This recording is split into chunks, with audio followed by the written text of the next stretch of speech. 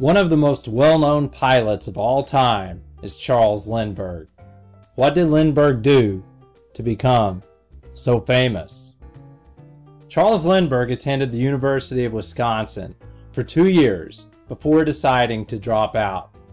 After leaving college, he moved to Nebraska, where he learned to fly airplanes in 1922. After learning to fly, he had a brief career as a barnstormer, where he performed stunts as both a parachutist and a wing walker. That is, someone who stood on the wings of a plane as it flew. In 1924, he joined the United States Army Air Service.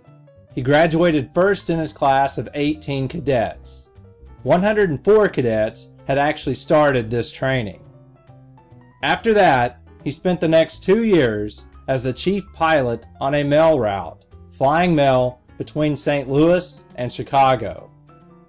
Then, in 1927, the humble 25-year-old airmail pilot made a big decision. A reward of $25,000 was being offered to any pilot who could fly non-stop from New York City to Paris, France. Even though 6 men had already died attempting this feat, Lindbergh pursued the goal anyways. He used a loan from the bank and much of his personal savings to purchase a plane which he named the Spirit of St. Louis. The plane was designed and built specifically for the purpose of flying across the Atlantic, with much input from Lindbergh as to how it should be constructed. At 7:52 a.m. on May the 20th, 1927, Lindbergh took to the air, leaving Roosevelt Field with more than 450 gallons of gasoline. He was in the air for more than 33 hours. During the flight, he and the Spirit of St. Louis flew through storms, ice, and fog. At times, he was reduced to navigating only by the stars, and at others, he was guided only by pure instinct. He arrived at Le Bourget Airport in Paris at 10:22 p.m. on Saturday, May 21st, 1927. He was greeted by more than 150,000 people who were eagerly anticipating his arrival. They pulled Lindbergh from his plane and carried him over their heads in triumph. He had just accomplished something no other human being had ever done in an airplane.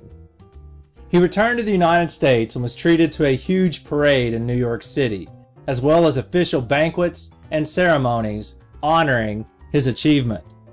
For the remainder of his life, Charles Lindbergh served as one of the most well-known advocates of aviation. He spoke all over the world about the advantages and safety of air travel. His initial flight from New York to Paris proved that traveling across the Atlantic by airplane was possible. Within just a few years, travelers were making this trip on a routine basis. For his efforts, Lindbergh was bestowed the Congressional Medal of Honor, an award that is usually given to those fighting in combat by President Calvin Coolidge. He also became the first ever Time Magazine Man of the Year for the year 1927.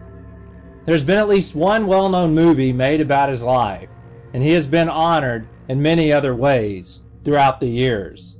Additionally, the Spirit of St. Louis is on permanent display in the Smithsonian Air and Space Museum. There is no doubt that Charles Lindbergh will always be remembered as one of America's most famous flyers.